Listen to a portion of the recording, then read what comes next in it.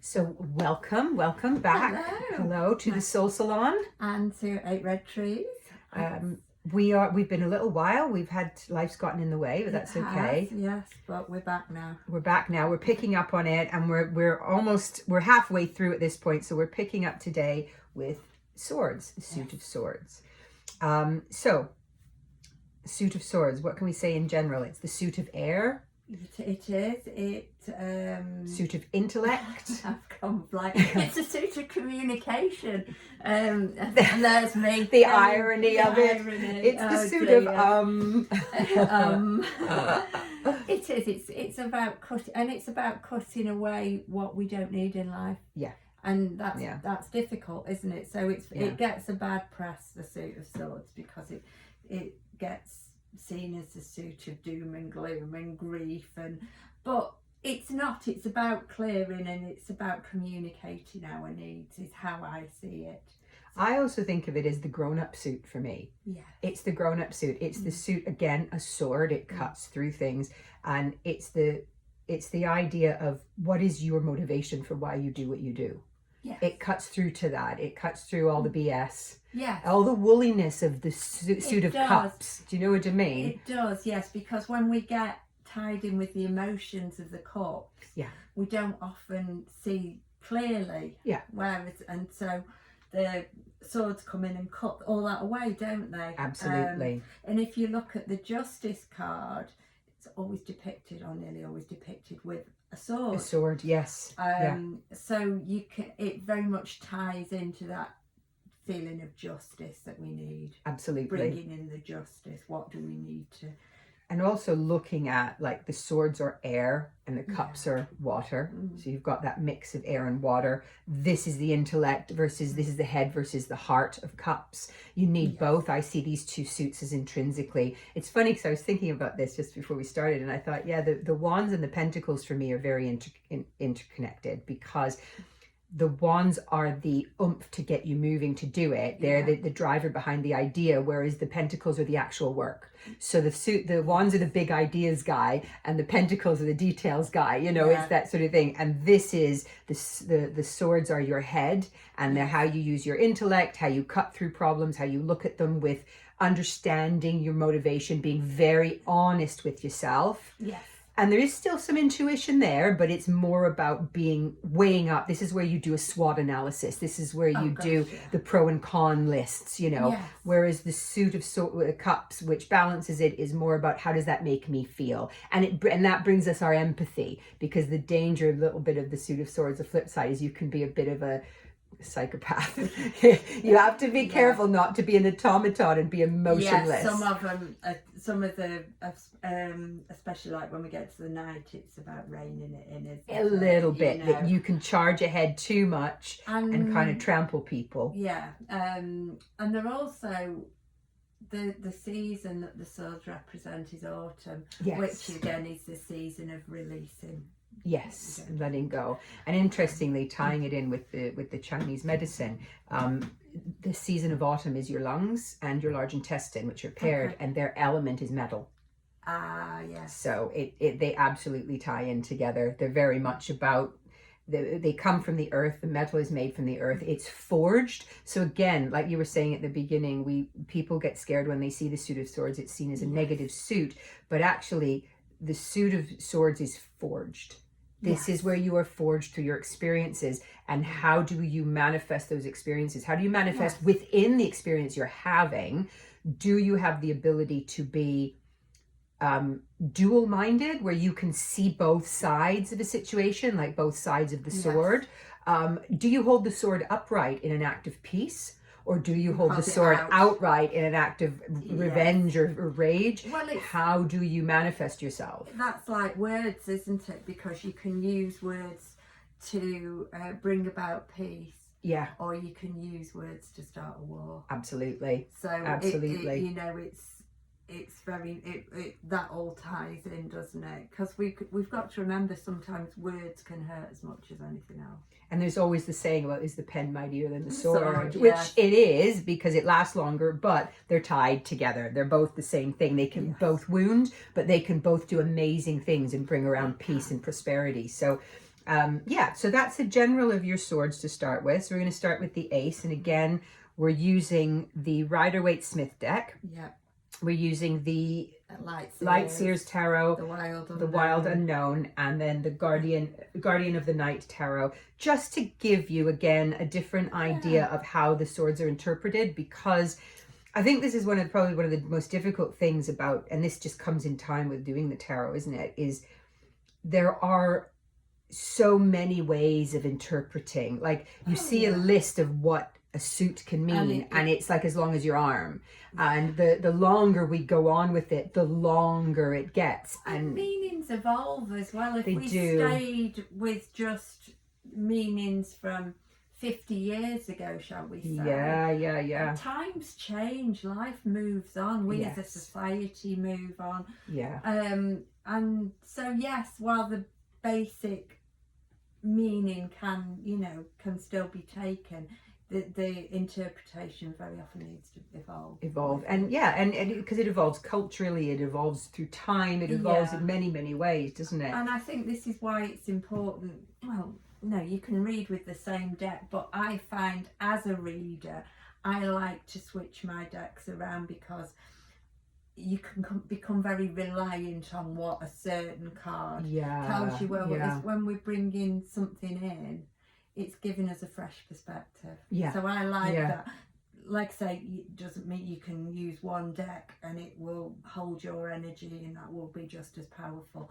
But if you're doing a lot of readings, I just find it's nice to have. And it expands it. I find that that certain readings require certain decks in my mind.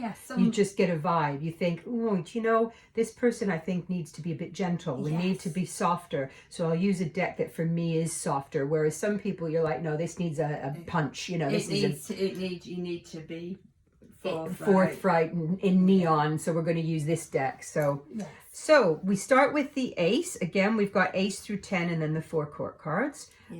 So we start with the Ace of Swords. These are beautiful. I just adore these. I love the idea of, they're upright. It's very clean, these cards. It's straightforward. It's clean. It's fresh. You've got all possibility here with your mind. The crown chakra, isn't it? The crown chakra. Breaking through that. Absolutely. It's a card of new ideas, isn't it? The Ace of Swords. It's a card of new ideas. This is interesting as well, because it's going into the mind, isn't it? Yes, it is. And it depicts this idea, but the mind isn't straightforward, is it? It curves round. There's lots of different ways to look at things, there's ways to think about things, but this idea is going straight in. And the light is at the bottom of the spiral, so you have to go in to burst outward. It's that kind of idea of know your mind deeply, and that's where your light will shine from, which I love. Which is how it's showing here, isn't it? Absolutely. It's coming. Actually, those ideas are coming from within you. It's an expansive card, and I like with the laurel. This is obviously, traditionally, this was the sign of victory. Yes. It was the sign, you wore the laurel wreath. Although I'm noticing on the Smith-Waite, that's 2 different plants, isn't it? Yes. That's very interesting. That almost looks like the vine around the magician, doesn't it? It does. Let me just see if this says anything, if we've got anything in here specific about that, because that's quite interesting. I wonder, I think on the traditional Rider-Waite, because obviously this is a radiant Rider-Waite, so although it's fairly true, the coloration's different, and it has been, I think it's been redrawn, hasn't it? It doesn't say anything. Triumph, the excessive degree in everything, conquest, triumph of force. Got love. I love this because it's got the purple, which I don't think it does on the actual Rider-Waite, does it? But I think this purple's really good because it's about that spiritual breakthrough as well. Yes. Again, tying in with the crown and having that clear mind to make that spiritual connection, because we need to be that blank canvas, don't we? We need to clear our minds so that we're getting the inspiration, the messages, the communication from spirit, as well as from people within the physical world as well. I'm just very interested here for the Guardian of the Night. That's a lily. Yes. So I'm just trying to see if she said anything about it. No, it talks about the bat. You tune into your intuition. Yeah. Feel the vibration around you, making quick, decisive decisions. The grasshopper. Where is the grasshopper? Down there. Oh, yeah. There's the grasshopper. I didn't see that either. The bat offers grace and flexibility and will guide you when you need to change course on short notice, or if you are expected to fly higher than anticipated. The grasshopper is a symbol of being true to yourself, of living your life, not imitating others as your life is about to take a leap forward. Interesting. It doesn't say anything about coming out the lily, though. I thought that might have a... I always think of lilies as with death, isn't it? Yeah, I was just thinking that. And is it that change that we need to make if we look at death as a transformative thing rather than just a physical ending? Yeah. It's that idea that comes, and does the idea invoke the transformation, or does the transformation come from that new idea? The idea, yeah, absolutely, yeah. And here we've got like the infinity symbol, haven't we? Yes, we're assuming that it's complete. We can't see it, but we're assuming that it's complete. And I love that you've got the lightning into the darkness, like just shooting off sparks, full of energy, biforking, you know. And it actually kind of ties in with the coloring here. Again, it's all the dark coloring, isn't it? It's the nighttime. It's the because the swords are kind of seen as a bit dark with the intellect, but it's saying no, we're going to clear this. We've got intuition flying. That basically, do you know? Actually, it's just occurred to me. We do talk about these swords being sort of the negative of the suits. And I think the grown-up. I prefer to call it the grown-up, but it's the reality suit. It's the reality suit. Good way to put it. And the fact that they're all dark makes me think that we have to learn how to work in the dark as well. Yeah. Right? We need to learn how to navigate through the dark mind, through the dark night of the soul. We need to learn we can't just sit in a corner and cower. No. That sometimes you don't have artificial light, external light. Sometimes you need to find a light within yourself, and that needs to what guides you. Because I like the idea of, navigating by the stars. This is the lightning lighting up the night. We've got the spotlight coming out of her mind. It's that lit up from within, having this new forging idea where you're going to move ahead, but you need to be able to do it coming out of the dark. Yes. Because look, here we've got all these sort of equations and symbols. We've got the infinity symbol. There's astrological symbols on there. But again, the background's dark, so they're not easy to see. But it's it's there. It's navigating the mind, isn't it? It's there within the depths of the mind that the answers are there. We have the answers. That we need. So that's but from more of an intellectual point of view rather than an emotional point of view, I think. Definitely. They're beautiful though. I like all four of these are really, really lovely. Right. I mean, look at this here. How this ties in, that traditionally they are blindfolded within the two swords. Yes. And it's that not looking, isn't it? It's having the ability to make a decision when you don't know which way to go. Yes. And it was as it was described. I was listening earlier to somebody else talking about this, and they were saying the Two of Swords. The idea is that she's blindfolded, but this is the beginning phase. This is the first quarter of the moon after the new moon. So she's growing. You've got the water is calm, but it's a bit rocky. Yeah. So there's a decision that needs to be made that she's not sure about. She doesn't know which way to go. It's not totally still, is it? It's not totally still. There is some movement there. Yeah. So basically intimating, you might have a fight ahead, you might not, but you need to make a decision, and you need to go inside to make that decision. But when the time's right, then you need to take off the blindfold. Because we can stagnate if we stay there. Yeah, absolutely. This is interesting because it's an eclipse, isn't it? It is an eclipse. So that it's just hidden. Again, it's that like having the blindfold on. Yeah.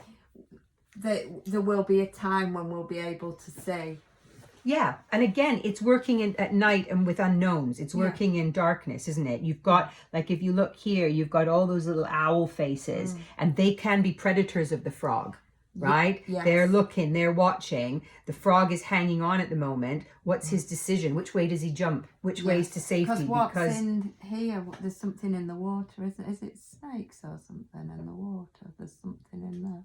Can you see it there? Excuse me. Yes, I can. Let's have a look. Poor frog is stuck on two swords sticking out of the water. Of course, if you ask this frog, he will tell you everything is fine. He's just hanging out. But in reality, he can't see land, and the fog that hovers above the water reveals only murky shadows of what may be potential threats, and this frog is actually scared to death.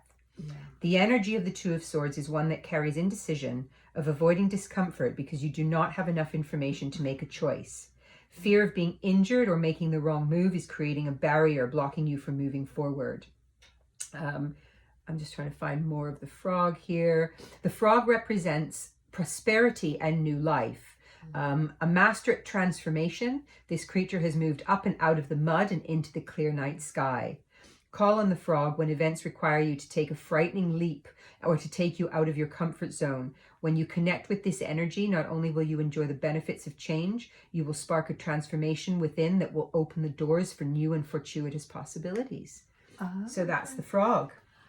Here, see, we've got the workings here on the arm. Yes, and we do. We've got the, if you see there's the raven. The raven is there, yes, the ravens yes. are here. It's almost, are they tying her up in knots, or are they trying to undo what's there? Because we've got all this, haven't we? Yeah, and you can see that it's tying her there. She's blindfolded. She's being pulled.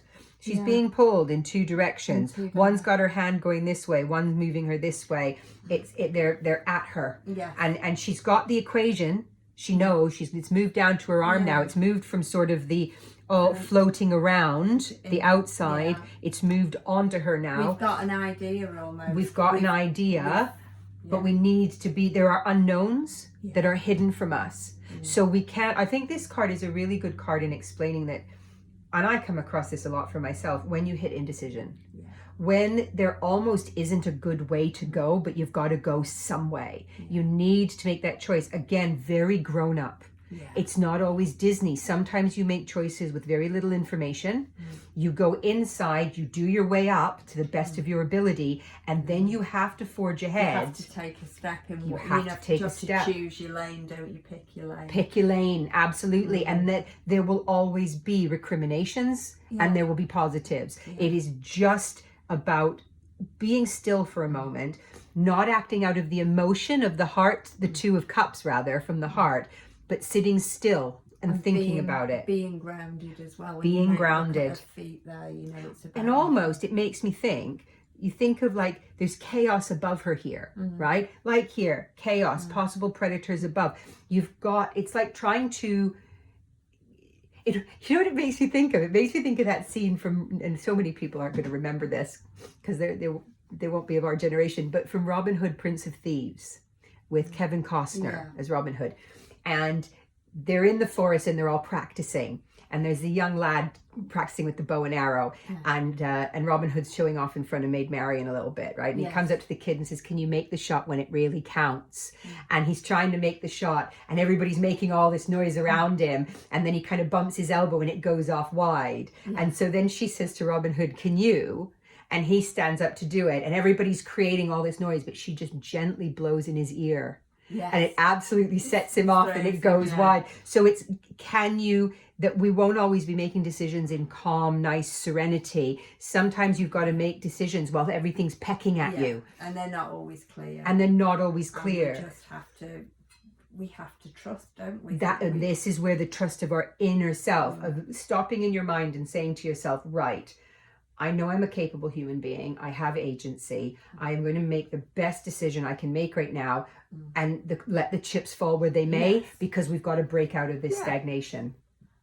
That's it. And I think that's life, isn't it? We do the best we can with the knowledge and the experience and the capability. that we have at that point in our lives. And that's why when we look back at when we were younger and we think, oh my God, why did I do that? And again, I think that's being a grown-up. It's being a grown-up. I think that's being able to say, look, guys, I'm doing the best I can here. I don't have all of the answers. I've got some of the answers. I don't think we're going to be able to fit all this in here. No, I'm okay. trying to. We're going to run out of room. I think we'll have to. Can't we? Yeah, I'll pick that up there. And then we've got the 3. The 3. Oh, it's a this is the very card. heartbreak card. The. I mean, look at that. Look at her face. It's just. Yeah. It's just showing you, isn't it? That raw grief. But you know, and I think everybody views this card. I would say the majority of the time they see it as like a relationship breakup. I just think it's heartbreak. But it's heartbreak. I think it's it heartbreak, whatever form it comes in. It doesn't have to be a loss, whether that's a physical loss, as you know, as in somebody passing, or whether that's the loss of a relationship, the loss of a friendship, the loss of something that means a lot to you in your life. But sometimes it's those little losses, those even disappointment, shall we say, that mean a lot to us, that other people will say, come on, get up, you know, you're all right, you know, dust yourself off and move on. It doesn't matter, but to you it does. And that's I think this card very much symbolizes that it, you know, it's okay to feel that way, but don't stay in those thoughts. I agree. Sometime there's a lovely card, and I think it's in the Tarot of the Hidden Realm, and it's the 3 of Swords is somebody holding on to a rose, and the thorns are going into the hand, and you can see the blood coming down the arm, and they're gripping on and gripping on. But if they let go of what they're trying to hold on to, yes, it will still hurt, but it will start to heal. But while you're still holding on, you can't start healing. And that, to me, always, you know, whatever it is, whether it's a relationship we're clinging on to that's run its course and it's causing us pain, whether it's something else in life, it's that trying to hold on to something that's not for us now, that we need to let go of. And letting go will allow us to heal. And I also, for me, I always like, you know me, I like to think of things esoterically and non-tangibly as well. And I think for these cards, I really think about when you have a betrayal of ideologies. That's a real thing. That's something we don't think about. People, like you said, they often think about it as heartbreak, like somebody's cheated on you, or it's a betrayal, and it's I want to say a tangible loss. But there's the loss of identity, like there's the loss of self, there's the loss of you, I don't know, you follow a certain belief system all your life, you really ascribe to it, it's everything that made you, and then you discover that it's not what you thought it was. It doesn't suit who you are, and you've got to walk away from it, but your entire identity has been tied into that.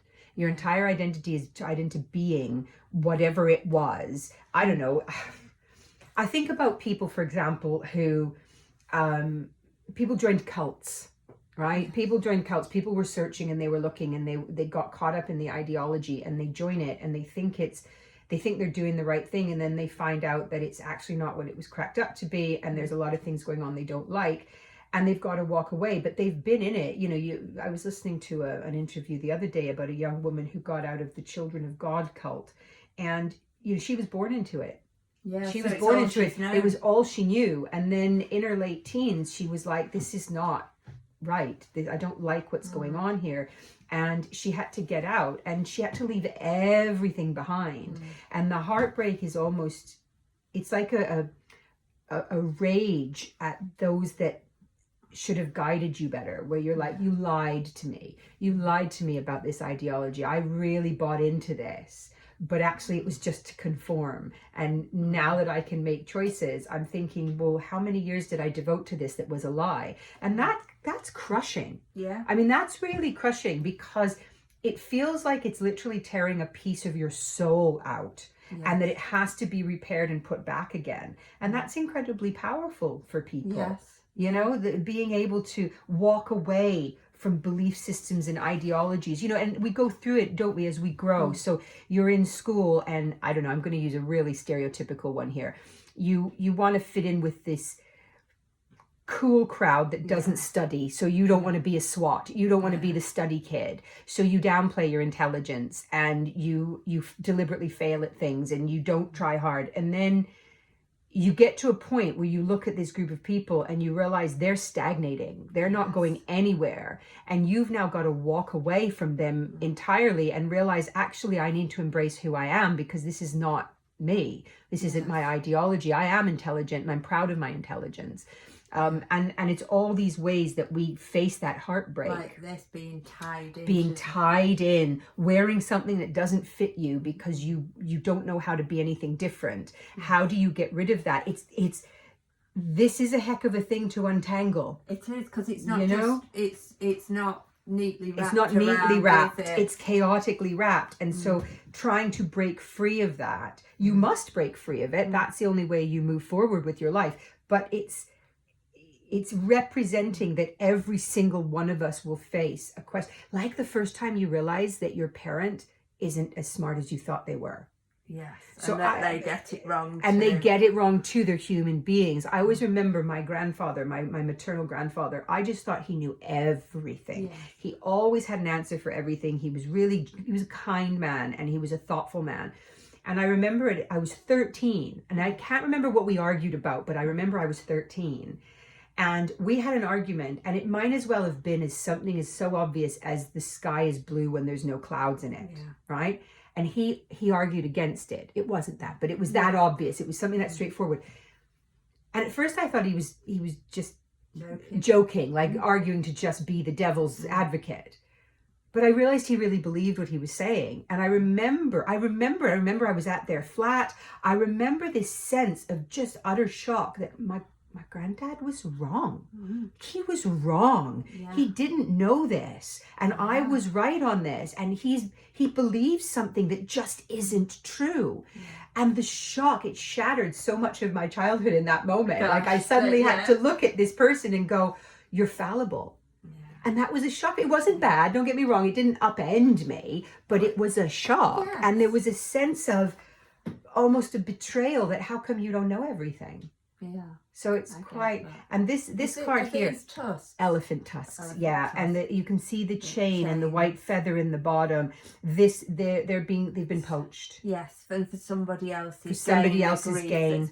You know. Yeah, it's broken a family. It's torn a mother away from her baby. It's they've been put into chains. It's a powerful card of the fact that we can face, often when we face this heartache, it is through the callousness of the outside world. It's through others needing and wanting, and in their own pain maybe, but they need and want, and so they take from you, and it breaks your heart when they do it. And that's a hell of a lesson to learn, but it's a grown-up lesson, because how do you navigate this without becoming broken? Like as in broken, as in bitter and twisted and angry, and you know what I mean? How do you not go down revenge lines, hating the world around you, maybe totally retreating from the world, right? We say, don't we, about,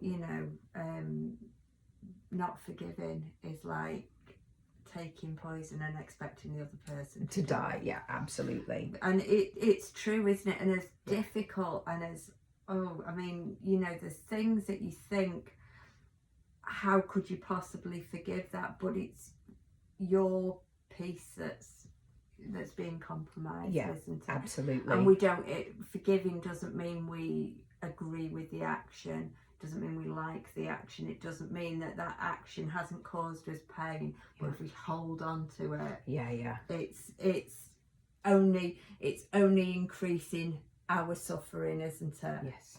And in the swords, though, it's bringing in the intellectual side of that. Yes, because looking at it with the logic. Looking at it with logic and realizing that other people are doing things, it's not always directed to hurt you, but you get caught because they're in their own little bubbles of selfishness or their own bubbles of fear and need. Because it's that emotion, isn't it? The heart. Absolutely. If we look at the cups and the playing card depiction is the heart. Is the heart. And that heart's been broken. Those emotions have been shattered. Yes. But the swords are reminding us that sometimes we need to use logic. And I like her primal scream. Yeah. It's a primal scream. It's realizing that I think that's the best way to let it go. There's a primal scream that comes from the bottom of your soul.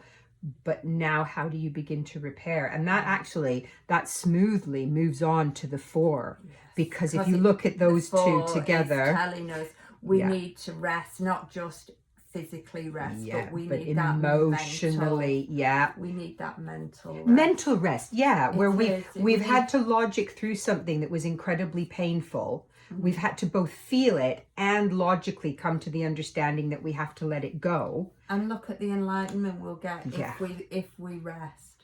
It's allowing. It's the lamb, isn't it? It's being able, if I put that like that, can we see it? Yes, we can. There we go. Yeah, that's beautiful. I love this one with the hedgehog. So cute. The hedgehog's hidden away. He's curled up into a ball under his wood pile. He's like, do you know what? I'm safe here. Yeah. Same here. She's curled up. She's all safe. She's wrapped up. She's in I think of this nest as being high up. Look, we've got this cord, the continuation of those cords. Yes, absolutely. But they've been laying down now, haven't they? Well, this makes me think here, if you look at the rawness of it, so she screamed herself raw from the pain, but then she said, I now need to just rest and recuperate from this. I need to take time and be still. I can't live in this because this will break me. Look at she's pale. It makes me think of like zombie colors. Yeah. And here she's not. She's got her color back. Yes. She's sleeping in there and she's saying, do you know what? I feel comfortable here. I feel still. I feel safe. I'm going to retreat because in retreating, I'm going to find some peace. Yes. And it's also a card, isn't it, of meditation? Yeah, I think, absolutely, absolutely. Meditation that, they say, don't they, if meditation, so much meditation is worth so many hours of sleep. Yes, absolutely. And I like the idea. I think this is what I need at the moment because I'm really woolly this month. I'm with you. I think it's just, we're in that time of autumn contraction and I find I'm the same. I don't have the pep. I don't have the zoom. Yeah. And I like the idea of climbing into a little sarcophagus and just sleeping for a little while, being still, letting the world just carry on without me. Putting the sword down, putting the sword down, you're not carrying it. Let your thoughts go, let everything. And these, I love, these are up against the wall. To me, they're hanging against the wall. They're like, you know what? Let's just put everything aside. And you know what I find interesting actually is here, both the set of swords are facing down, but here they're facing up. Yeah. Here they've been parked upwards where they're again in peace. Yeah. Because I do sometimes struggle with the idea of them pointing downwards because this always makes me think of the sword of Damocles hanging by a thread, just waiting to drop. That's what I feel like here. Whereas this makes me feel more like truly restful.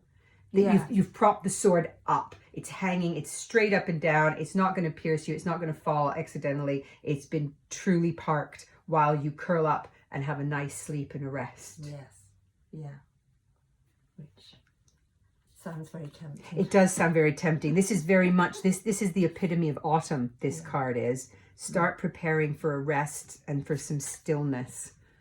I do love that though. I love little hedgehogs. Gorgeous, isn't it? Really pretty. Beautiful. The artwork's stunning. It's like a photograph, isn't it? Yes. She does it beautiful. I love her crow tarot as well. It's the way she can show the emotion using the crow. Yes. And you look at it and you go, oh gosh, it's they're absolutely beautiful, the cards. This is where I really love them. And I love the symbology with the animals, it's just stunning.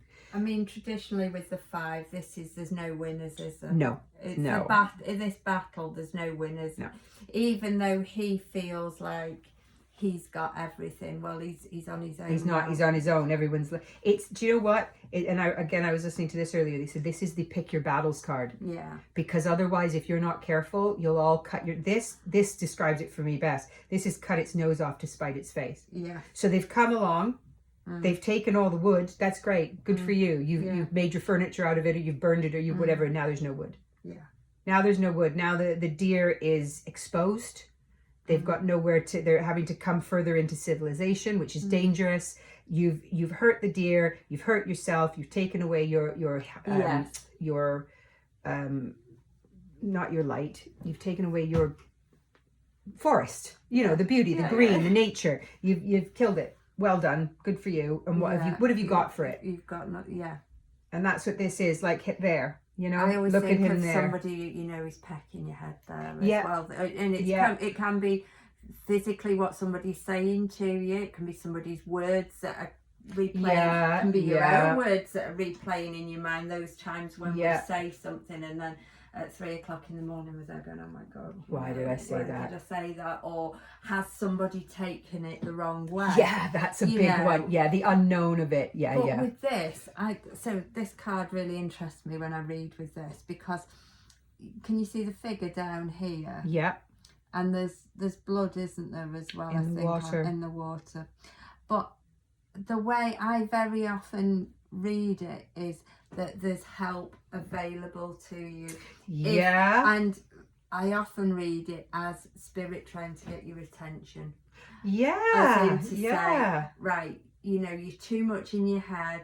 You really need, you need some clarity going forward. You need somebody to help you going forward, whether that's in the form of a physical person or whether you need to sort of check in with your guides, whether you need to allow sort of loved ones, ancestors, whoever you work with, if that's your thing, what can they tell you? And I know, because that can be logical as well. It's still communication. Yeah, whether absolutely. It's coming from a physical form or whether it's coming from and as I'm saying that, I'm getting the words "do your research." So it's about researching before you get in there.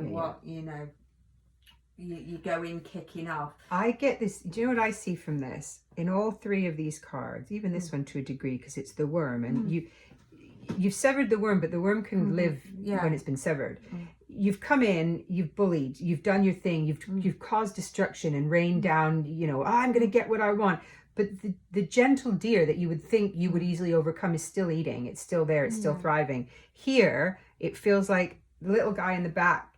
Fine, you're being pecked still. Yeah, he's free. Yeah. He's like, there's some blood in the water, but I'm okay. Yeah, and here they're smaller. He's at the forefront, so he's larger. But again, so it's this idea of the bully trying to be the big I am. How you feel like you've won. You feel like by coming in, being really harsh, being really overbearing, taking what you want, because the world tells us this. Especially at the moment, we see a lot of people leading our planet on all different countries in the world who are just authoritarian. They're bullies. They're kleptomaniacs almost. They just take everything, whatever they want. I want it, and I'm going to crush any dissent. But how do they actually end up?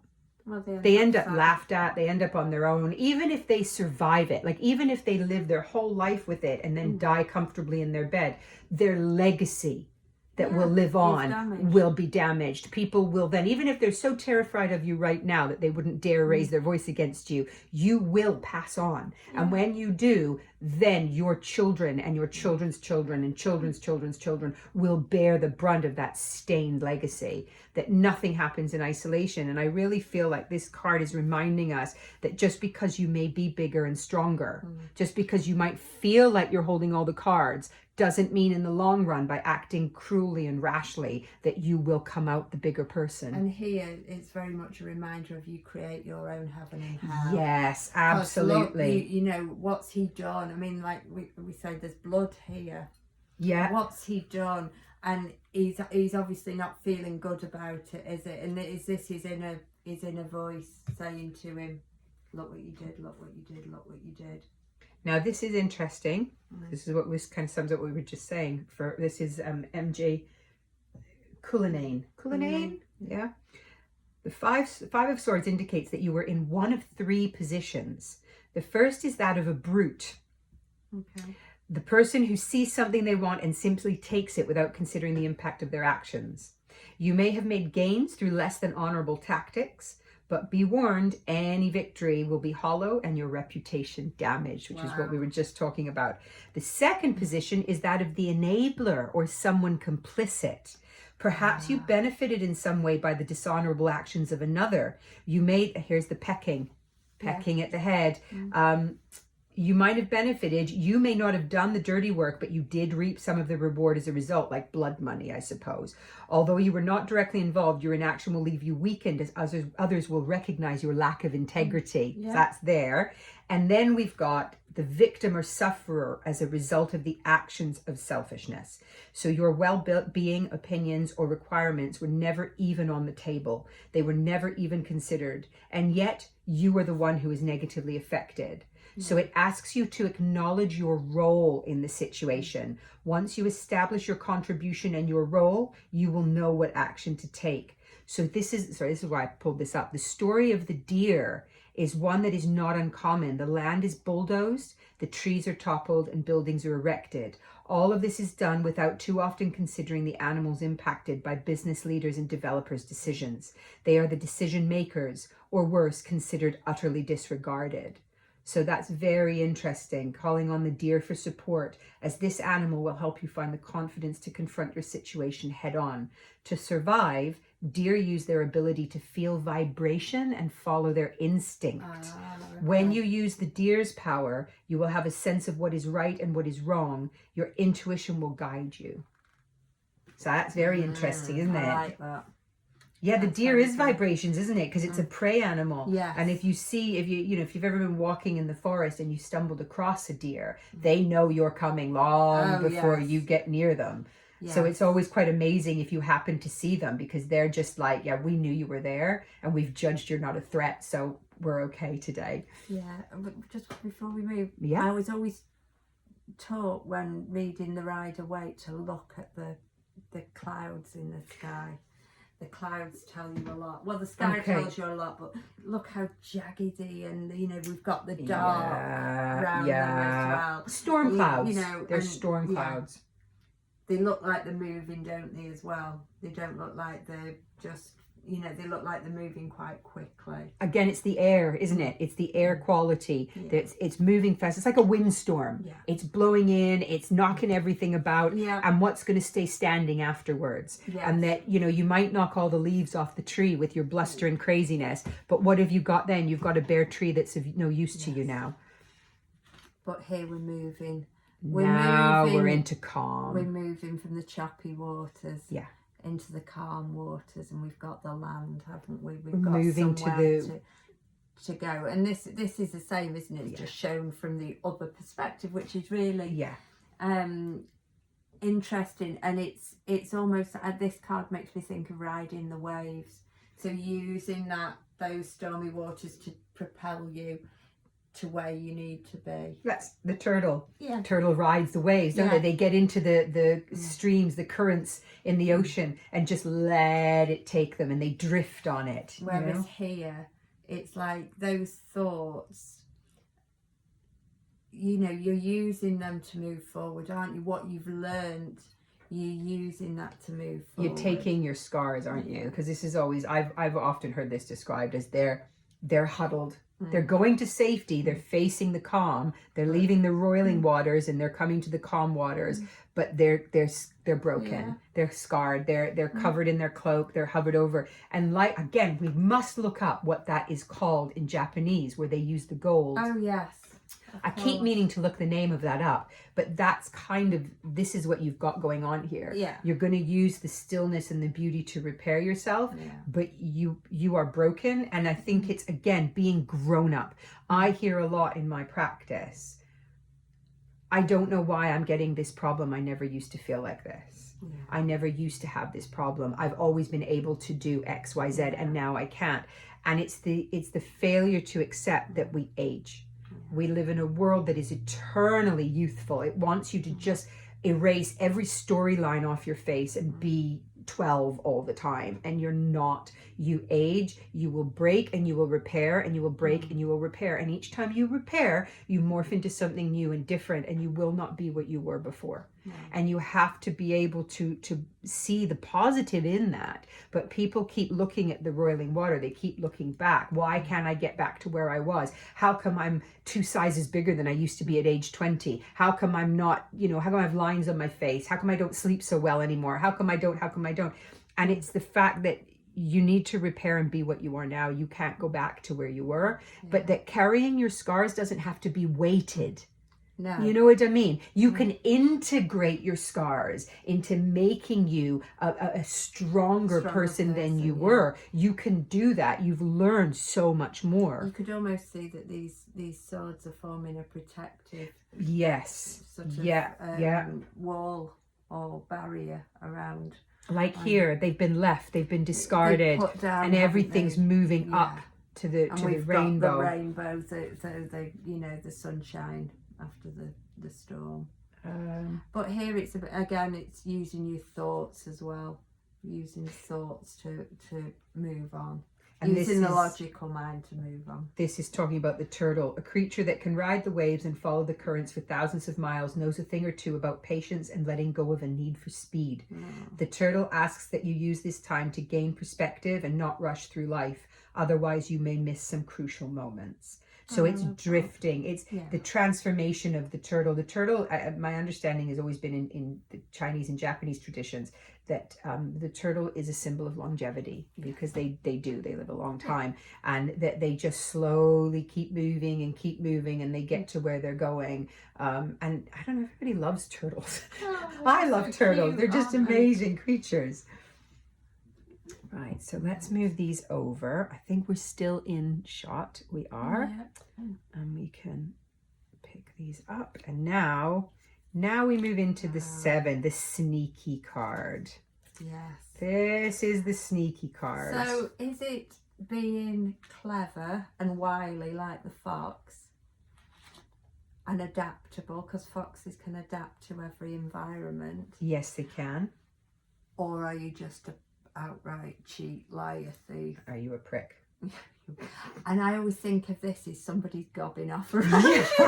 Somebody's shouting their mouth off. It. And this person may be cheating, maybe being sneaky, but there's somebody gobbing off about it. So whether they've become too confident in their ability and cocky. I love this. I love the fact that they've chosen the Black Panther. Panthers are sneaky. Yes. They are quiet. You don't know they're there till you see their eyes suddenly appear. And it again, I suppose it depends on the cards that surround it. Like, are you just being a bit of a jack-the-lad and a bit cheeky, and you're not really doing anyone any harm and causing a bit of an interlude? Or are you running away from a problem? Are you taking your stuff with you and saying, I'm taking my ball and going home because I don't want to deal with what's there? Or are you, like you said, being wily like the fox? Have you been cheating and taking? And or is that being done to you? Like, is that what's going on around you? Is somebody, because I love the fact that all the swords are different here. Yeah. Right? So that fox has been wily. He's not just taken from one place. And he's got one under there. And he's got one under there. And he's been nicking them from everybody. He's been popping around and he's been nicking them. So is it something that you're doing just for a laugh and you're going to give the swords back and you just want to lighten everybody up? Or are you being a bit wily? Yeah. Are you being a bit tricky? And I think this is a really important one, really, because this again comes into what is your purpose for doing things? And are you lying to yourself? Yeah. This as well, it's with the moon being here, because we know, don't we, that the moon only casts light on, it picks certain things out. We don't see clearly like we do with the sunlight, do we? So with the moonlight, yes, it's shining on this person, but we're still not necessarily aware of the full extent of their actions yet. Yeah. And to me, if this comes up in a relationship reading 9 times out of 10, it's telling me that somebody's not being honest within the relationship. Very often someone's cheating. This one says here, so this is quite, considering it can be multiple things. I'll read MJ Killinane's one. The 7 of Swords suggests a situation that may test your honor and integrity. If you are tempted to abandon the insights and wisdom of those around you, the result may be the perception that you are arrogant and self-serving. Be aware of your self-talk when you draw the Seven of Swords. And again, this is being honest, isn't it, about who you are, what your motivations are. Are you convinced that you are the only one with the skills or the knowledge to handle a situation or bring about success? Although your efforts may not be motivated by selfishness, in the end, you also may not receive as many thank yous as you expected. The energy the Seven of Swords brings is that of solitude and independence, of going it alone. Not always negative, this energy, when used appropriately, can be beneficial. If you are working with a group of people who are disinterested and ineffectual, for example, you will have the confidence to move forward without worrying about the feelings of others who are slacking. Be aware that the Seven of Swords supports an atmosphere where accountability is easily hidden. If you or someone else manages all the details alone without oversight, there is a possibility of deception or cutting corners without acknowledgement. Found in the Americas, the black panther, like other jaguars, lives a solitary life on the top of the food chain. The only threat to these beautiful and powerful creatures are humans. Call on the panther's energy when you need to fill the role of a leader that commands respect, as it will help you maintain your integrity and honesty. If you need to confront a difficult situation that leaves you frightened of the consequences, the fearless panther will be your guide over this obstacle, as it will show you the path toward honor and dignity. When you confront your fears, traveling into the darkness within, uncovering that part of yourself that is all too comfortable with staying hidden, you will unleash an awakening and your life will change for the better. So it's about being honest, isn't it? The integrity. Was it C.S. Lewis that said integrity is doing the right thing even when no one's watching? Yeah, absolutely. It sums this card up, doesn't it? Because there isn't necessarily, but you're watching yourself, aren't you? Yes. Yes. Even if nobody else is watching, you have to live with the consequences of what you do. And I've often thought of this through my life. It's something I've tried to live by, for better or for worse, is that if I make a decision, will I be able to look at myself in the mirror in the morning?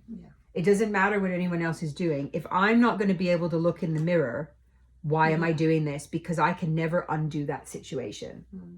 And I think of mistakes I've made in the past when I've not followed that advice, and it's left me with, I guess you would say, like the mental scars, the emotional scars of, like you said, when you're lying in bed at 3 a.m. going, oh my God, and the regret and the repercussions of that, and the thought that, if you didn't act with integrity and you weren't honest about your motivation, that you can end up always being the villain in someone's story. Like forever you're their villain. And you have to live with that. So even though with the eights, we very much go into that, because one way to look at the eights is you're trapped in that mindset. You're trapped in with the regrets you lock yourself in to a trajectory, not realizing that you can easily break that by being honest with yourself, by looking at the dark side of yourself and being straightforward and admitting, like sometimes it's even being able to say, you know what, I am doing this thing for a selfish reason. I am doing it for a selfish reason. I'm not proud of myself for it, but I feel at this time this is the best way forward. And if you can even be honest like that, you open up your energy streams because you stop lying. Yes. You actually say, I'm only going to, I don't know, somebody's invited me to an event and it's a charity event and everybody's making out like they're going because they care about the charity. But the truth is, I'm only going because I want to network with some people that are there. Okay, be honest about it, because you're still going, you're still buying the ticket and helping the charity out, but you're being honest and not disingenuous of saying, well, actually, I'm not here to be a representative for this charity. I'm here because there will be people I need to network with, and that's how I'm going to do it. Yes. Yeah. But we've got the thing, haven't we, about looking at ourselves, because she's got the mirror there. Look here, there's the water down below where you can see your own reflection, because I don't think... But it's dried up here, isn't it? Yeah. This is barren land. She's made it barren. Yeah. She's stopped. She's taken her inner self, her inner consciousness, that deep consciousness, and she's choked it. Yeah. She's choked it in this. She's not looking at it. She doesn't want to see it. She's chosen. This to me is the martyr card. She's chosen to be a martyr and a victim. Yeah. She's chosen to be it. Yes. She can get out of it. She can quite easily. I mean, she's not even got any. No. No, And it's just a here, reflection. That's just how she's seeing herself as a victim. Absolutely. And that when we do that, it makes our life easier in a short term, because we're projecting outward. We can pass on that We can responsibility. pass on the responsibility to other people. And sometimes it's easier, in like you say, in the short term, if we can blame someone else, because we can project our upset, our anger, all the feelings that we've got onto someone else. somebody Yeah, else. and that happens a lot. You know, I mean, something my mum has always said to me, and I do really try to keep in mind all the time, when someone really irks me, when I'm around somebody that just wind me up and I can't figure out why, she always said, go look in the mirror, because it's triggering something in you. They are displaying a behavior that you yourself display, and or that you can't suppress. Or that, yes, or you suppress, and you're angry that they are openly expressing this and you won't allow yourself to. Yeah. And this is a real, this is for me as your shadow side. Can you be honest and talk to your shadow side? It's a chrysalis. It's a chrysalis. So it's hidden.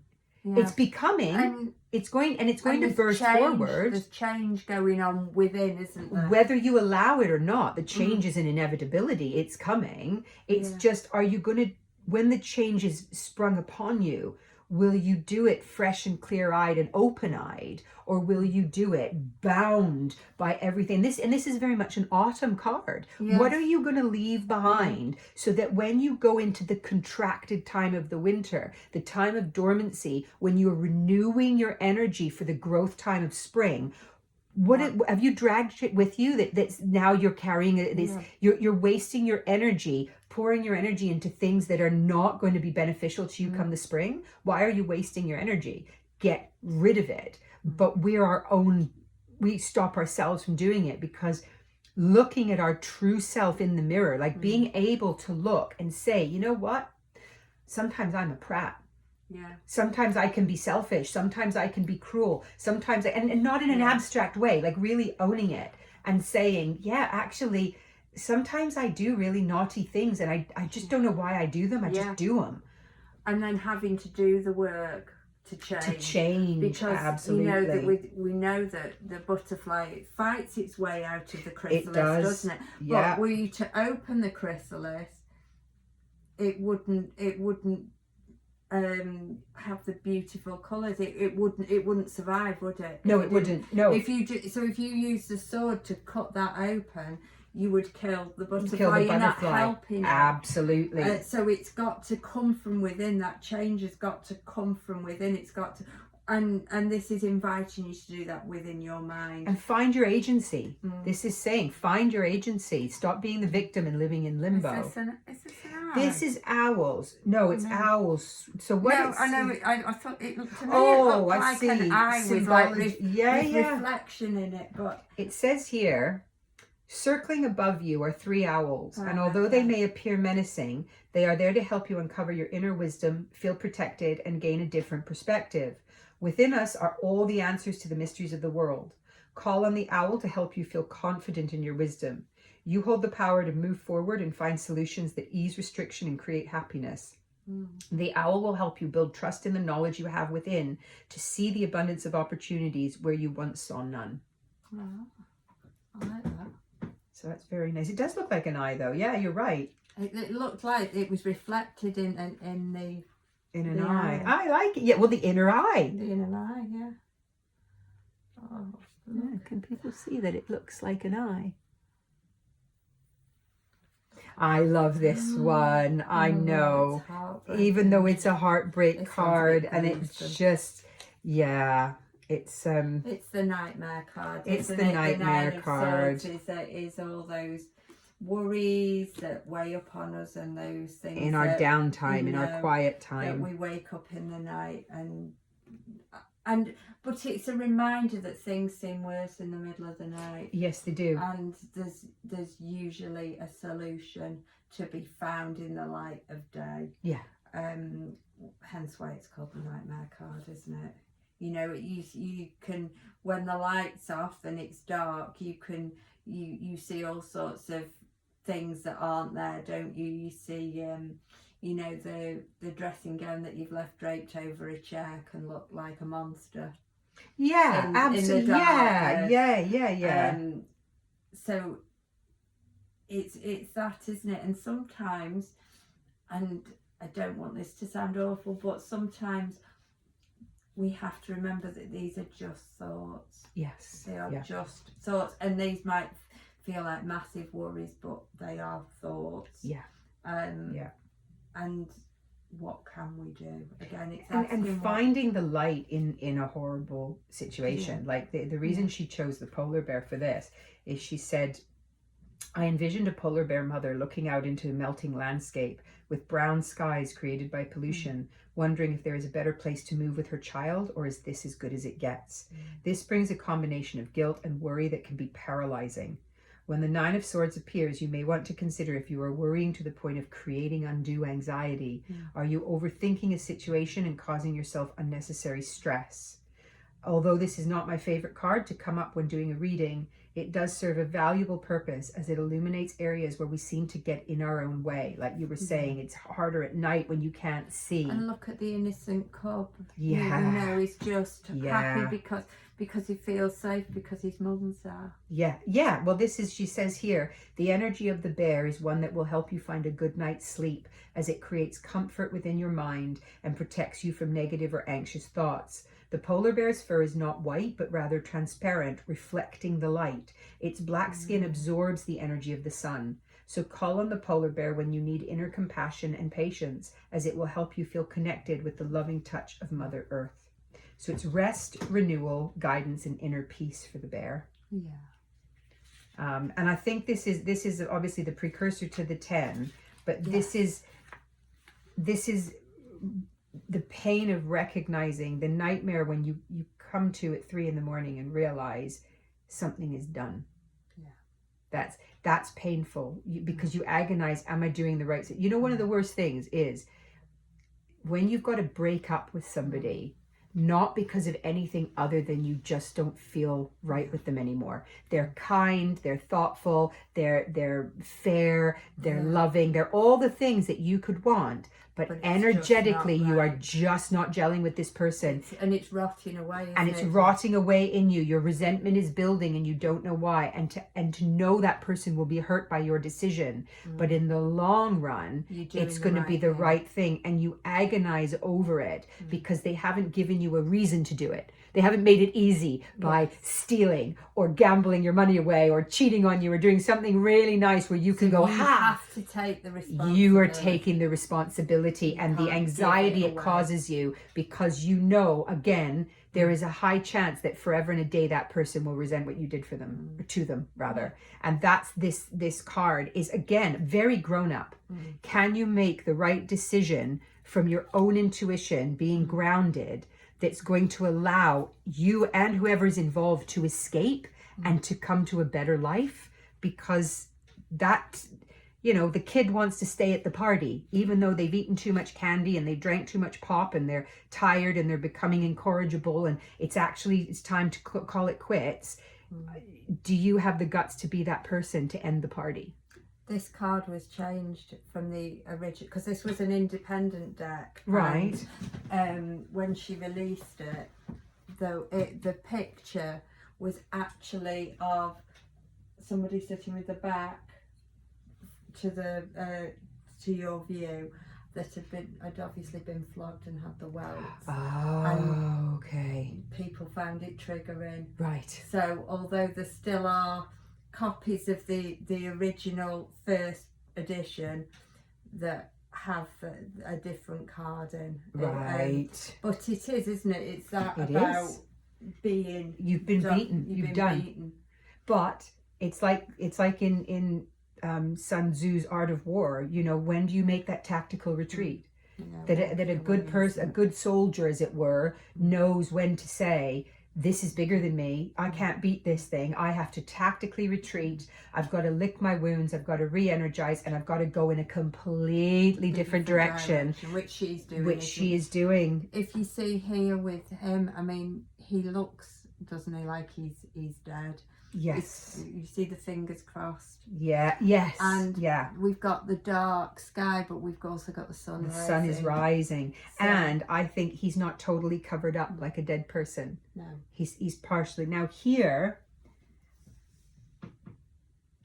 and here we've got, I mean, the buffalo The is got, buffalo, but it's yeah. still standing. hang on, it's quite a dark card, that. Let me see if people can see the buffalo outline.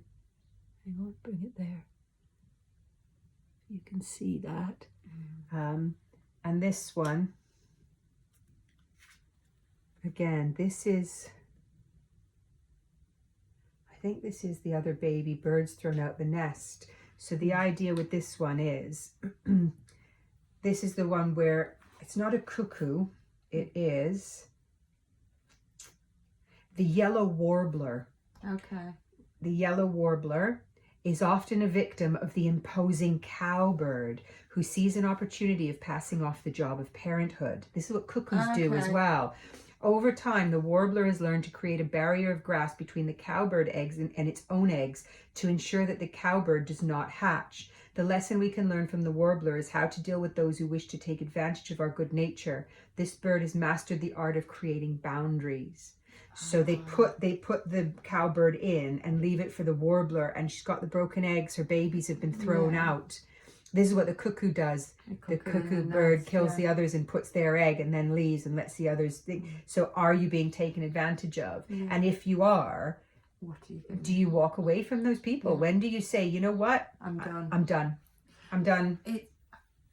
I often see it as well, the 10, as you've hit rock bottom. Yeah. But now there's only one way to go. Yeah, absolutely. And do you use the do you bounce back up? Do you, I can't think of the words, but you're hitting the bottom and then you're using that to propel you back up again. But to learn from it, I really like her take on that card, because she talks about boundaries. It's very good. It's for people who have had their boundaries crushed, Yeah. where you have just been walked. Literally, you are a mat. You have literally been walked all over, and nobody has any respect for your space. You've been stabbed in the back. You've been absolutely, your position has become untenable. Yeah. So you're going to walk away from that, but are you going to walk into the same thing? Or like the yellow warbler, are you going to figure out how to separate that egg, those bad eggs, from your good eggs that you're creating, to say, you know what, I can't stop you being a bad egg. You are still going to end up in this nest.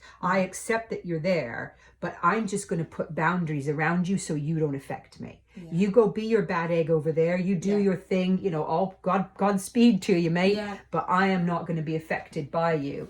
And that's sort of the journey of this suit, is coming to understand that cruel things are going to happen to us. Yeah. We can have the best of intentions, but we're going to have to make tough decisions. We're going to get hurt by those decisions. We're going to need to lick our wounds. We're going to either be a bully or the victim of a bully. We're going to be sneaky sometimes. We're going to get caught in our own mind. We're going to have to deal with our thoughts and our actions.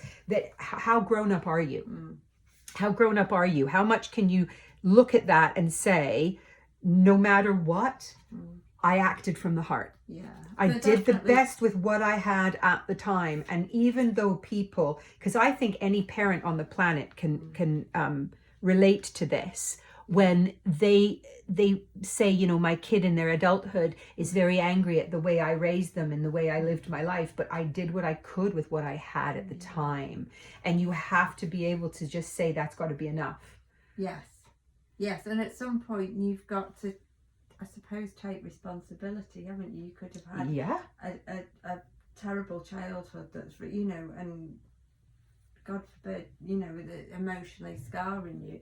But do you use that to move on and make a life for yourself that, the kind of life that you want? Yes. Or do you repeat that cycle? Absolutely. Yeah. What is your you could come from parents that didn't know how to parent. You can come from parents that genuinely didn't care. Are you going to repeat that, or are you going to start to love yourself and then move on? Have we gone off? Do you know what? Did you turn yours on? I thought I did. Yeah. I didn't turn mine on. I turned mine on, but mine's flashing, but no. No, I did. I don't think I turned mine on. Can they still hear us? We're going to find out. Let's finish. We should be able to be heard, can't we? Well, hopefully my voice is loud enough. Hopefully it's been picked up by your microphone. I don't know if mine was on. I think I switched mine on before I switched that on, and I don't know if it's gone off again. Oh, crikey. Let's see. Let's see. This is if it's right, that's because this week has just been crazy. Right. We've got we've got the Daughter of Swords, which is very soft. No, that's Princess and Princess, isn't it? Prince and Prince, yeah. Yeah, but we've got. I like the daughter depiction. I think that's a bit more relatable, isn't it? Yeah. Because we're stereotyping, really, aren't we? We're saying about the feminine rather than. Is your battery gone? Is that what? No, I hadn't turned it on. So now I'm turned on. So now maybe you'll hear me clearly at the very end. But Yes. it's maybe okay for people because I have a very loud voice, so it might have picked up on yours. So the pages. We're still learning, aren't we? Yeah, the page is child. This one makes me think of it the most. It's like a child swinging the sword. Yeah. They don't really understand how dangerous the sword can be. They're not really held by that kind of responsibility. It's just youthful. They're just swinging. They're having a great old time. The storm clouds are coming in, but you know what?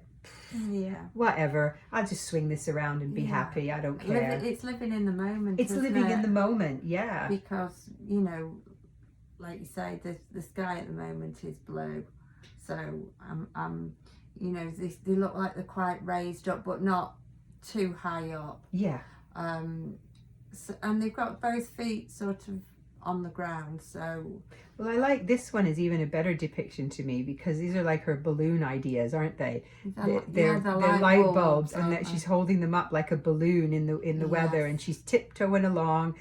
She's gone over a little bridge, but she's okay. She's not even looking at the bridge. She's reading. She's like, you know what? Trusting. She's because trusting. It's the right thing. Yeah. And it's new ideas. It's absorbing that knowledge, but it's also that light bulb moment to me as well. I always think with that one, it's like that.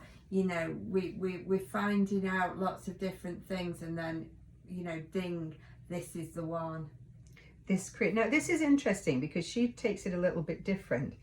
She says she chose the black-footed ferret.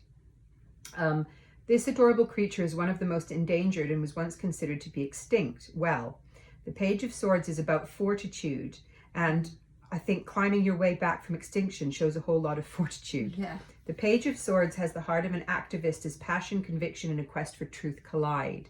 When this card appears, it may signal a situation requiring you to confront a difficulty or get out of your comfort zone.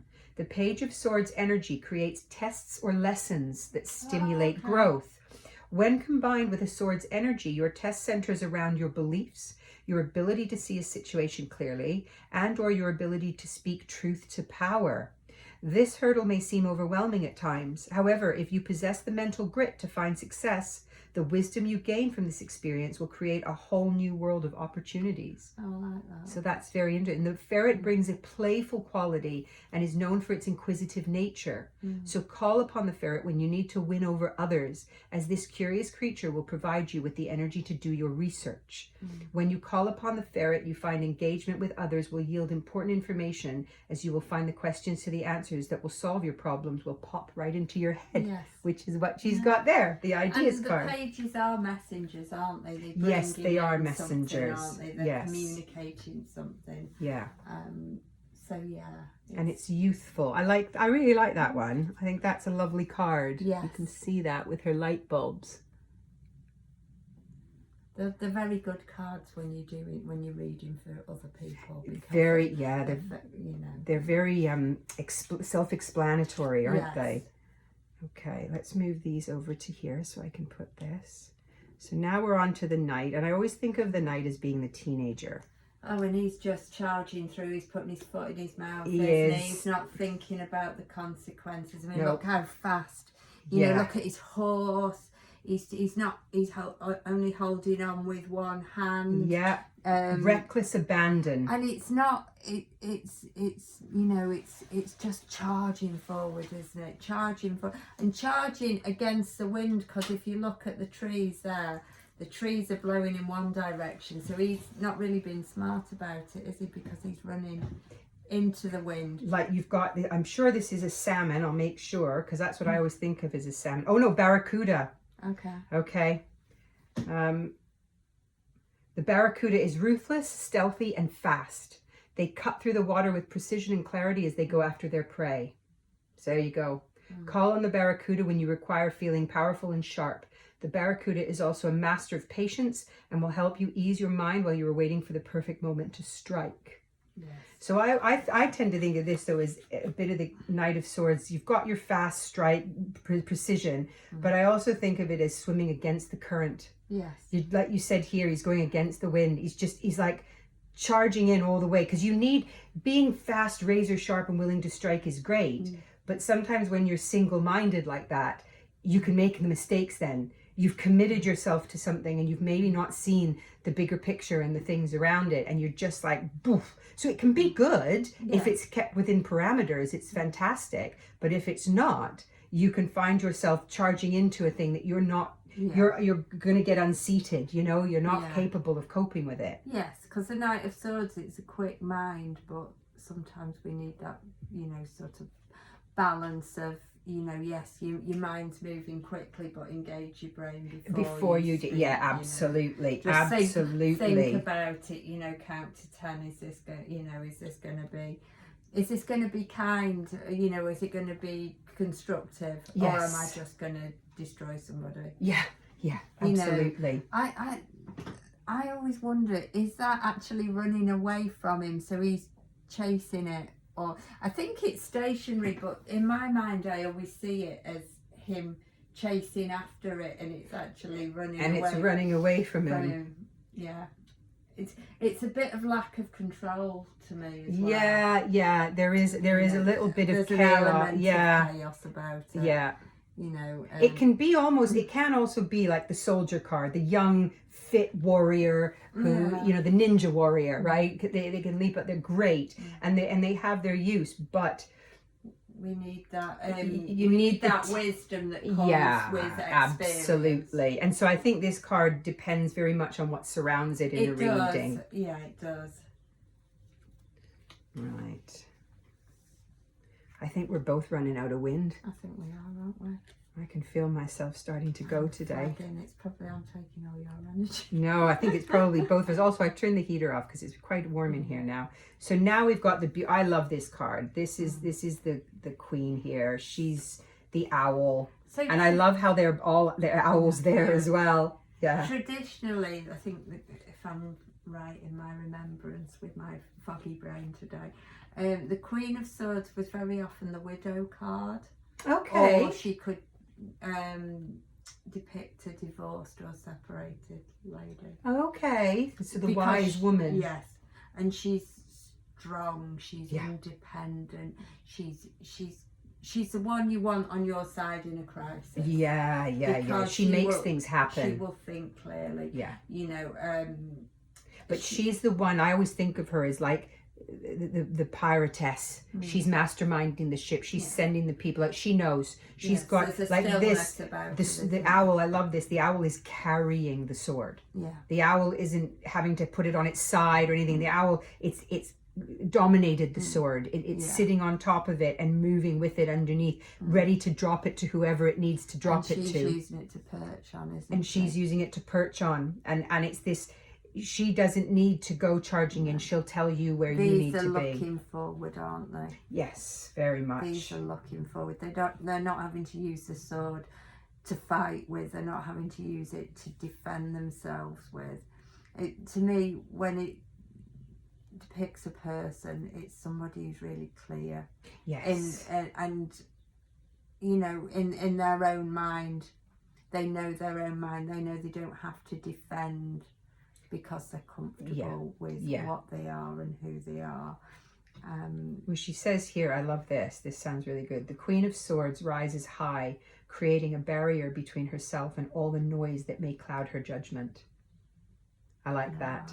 She rises above it. She looks down at all of the nonsense going on around her, and she's like, I will make a right decision in this moment, and I will not be swayed. Like I'm not going to be hurried. I'm not going to feel, I'm going to take all of my knowledge and I'm going to sit down, I'm going to brew a cup of tea, and I'm going to think about this and make the right decision. And I'm not having to lower myself and lower the tone to match somebody else. So it makes me think of when you go on social media and you put an opinion across, and everybody jumps on it, and they start. And it's making me think about what my mum said to me the other day. She was saying about going on.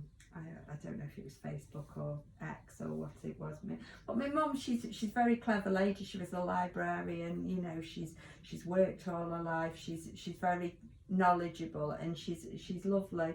But she's not afraid to put her opinions across, but she does it in a very considered way, and she does it, you know, it's all done in a very, you know, measured way, yes. And she will put her, you know, she'll show her working, she'll say, this is why I think this, you know, it's not just putting an opinion there. That she's always taught me, you know, don't just read the headline, don't just look behind the scene. I agree. And of course it riles people up, you know. And she said, I don't know if it was about Brexit, because she gets really angry when people say, oh, you know, all old people voted for Brexit. She said, I certainly didn't, you know. And somebody had called her a daft old bat. And there's far worse than that, but she was saying, and I just responded, I said, you know, I may be daft. I may be old. You may think I'm a bat, but I'm certainly not daft. But it's that, isn't it, where you resort to personal attacks because you can't argue the point. Because the point is so valid. And I'd seen it, you know, Jeremy Clarkson had a go at Zach Polanski about the state of his teeth. How can he run the country when he can't even, you know, sort his teeth out? And again, it's that resorting to personal attacks because you've not got an argument other than that. And she's that person that, you know, will like let those go over her because she knows her opinion. She's confident in her opinion, so she'll let those attacks. She doesn't need to resort to personal attacks because she can argue her point. Absolutely. She knows. It says here to lean on this energy when you need to engage with others who may be less than honest, as you will swiftly size up their game so that you are the winner. So that's exactly what you were just saying. Holding your head high, being guided by an intelligent and intuitive power animal. So you call on the owl's wisdom to help you see your situation from a different angle and from a distance that offers you a clear look at the entire landscape, not just a small portion, which is exactly what you were just saying. That it's somebody who's just, you're not going to get one over on her by resorting to pettiness. No. Because she's very aware. She may come across as being hard-faced or even cold, but she's not. Bit snooty. She's just logical. You know what? She's like that person. I've known people like this in my life. They're watchers. They watch the situation, they're sizing it up, they don't need to jump in and say anything, they'll speak when they're ready, and they'll come out with some gems of advice, you know, like some real interesting things, but you dismiss them initially. You kind of think, like you said, you think they're either snooty or cold, disinterested. They're not. They're watching, and they don't feel compelled to put in a comment or a statement or give an opinion until they've sized everything up. This knight goes and shouts his mouth off.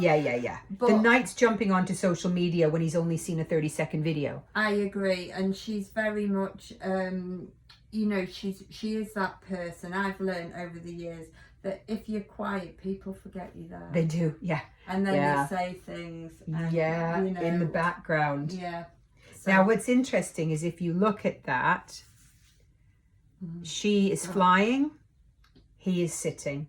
So there's again your masculine and feminine energy change where she's surveying from above, she's flying from above, she's taking in the periphery and all of the landscape around her to size up, whereas he is so confident, he's like, I don't even need to do that now, I'm just sat there.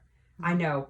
In fact, you'll come to me. I don't even need to go. So I'm like, my sword is down. I'm sat on that. I'm wearing the crown. I'm wearing the crown. I don't need to survey anything because I've got all the answers with me. Yes. Yeah.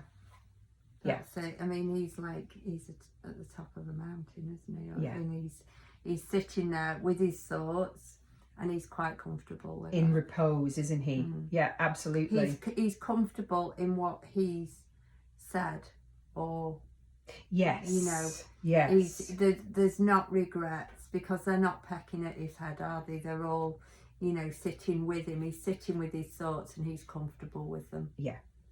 And I think these two very much need to go together, because I think the danger here is that he is kind of everything. But the danger of somebody being the everything is that they can become megalomaniacal if they want to be. They're a little bit too sure, because they're right most of the time. They figure they're right all the time. Yeah. And the danger is that they then think they can apply that to everything. Yeah. And that they don't have to take advice anymore. And we can go into that Hierophant energy, can't we? Yeah, then? Absolutely. Absolutely. The kings, they if you carry on through the minors and go past the 10, the kings are number 14. Well, if you break that down, it does go to the 5, and it's the Hierophant. And you know, we can be there preaching. Yes. You know, almost like I'm the channel for God. Yeah. You can be it's the alpha and the omega in a way, but from a description of, like, I think about, you take the 5. So if you take the 5 of Pentacles, that's penury, isn't it? Where you're broken and you're lost. The 5 of Swords, which we were talking about, you've got the bully, you've got the thing. So it's the two sides where you can be the everything for somebody, and you can be you're the intelligent leader for them. You direct their beliefs. You teach them. You're their mentor. But a mentor can also stagnate if they think they kind of go it alone. They assume nobody is as intelligent as they are. But he's here, and when he's strong, when he's in his power, and you know, and he's using it in the right way. He's not totally setting his beliefs. He's confident in them, but he's not set, because his sword's not straight up. It's you know, he can be. He's got room for movement. Yes. Yeah. We've got the butterflies on the back of the throne as well, which he's willing to change and transform as he needs to. Yeah. You know, and he's willing to change his mind if, again, maybe new information comes to light, maybe through evolution. Yeah. You know, he's willing to change with those things. All the colors of the rainbow are now in the sword. Yeah. That's how I see that. They're all there. So he's willing to accept that there are all kinds of thoughts, all kinds of patterns, all kinds of walks of life, and that he will use those to make his decisions and move forward. Yeah, I think so. I'm just trying to see if there's anything here. Owl King, very similar to the Queen. When you need to clear the air and you need to be impartial. It's here to protect you from caving into your emotions or those of others that may lead to favoring a side out of fear or retribution and not facts. Yes. Yeah, fantastic. Love it. I love it. I love it for symmetry. We managed it, didn't we? We weren't very sword-like today. We were not very sword-like today, but we got through it very well. I'm hoping that when we play this back, you can pick up our conversation, because I will be communication. The suit of communication, and we didn't turn on our microphones.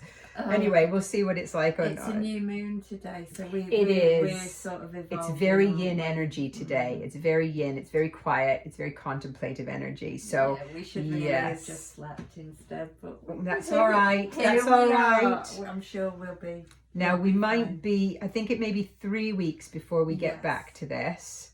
If we can, it'd be good if we can get the Pentacles recorded this year. Oh yeah. You know, because obviously we're coming up towards Christmas time, aren't we? So diaries get full. No, I'd like to we'll get this done. I'm thinking we'll be back up for in 3 weeks. Yes. And we'll do the Pentacles, and then we can come into the new year and start doing some readings. That would be which would be very good. really, really interesting. So That we'll would- have. I think what would be good is if we could do a reading for the year ahead. Yes, that would be fantastic. That would be fantastic. We could maybe You know, month by month. month by month. Yeah, that would be brilliant. I like doing those. Okay, well Yeah. that's what we'll work on Fabulous. then for the new year. We can do that. So we've got a plan in place. We've got a plan in place. It's Yay. just whether or not we communicate it properly. Yes, and whether we switch the microphones. Anyway, thank you very much for doing this with me, and thank you to all of you who listened. Yes. And like and subscribe. Please like and subscribe. And we'll be back in 3 weeks. In 3 weeks. Take care, everybody. Bye for now. Bye bye.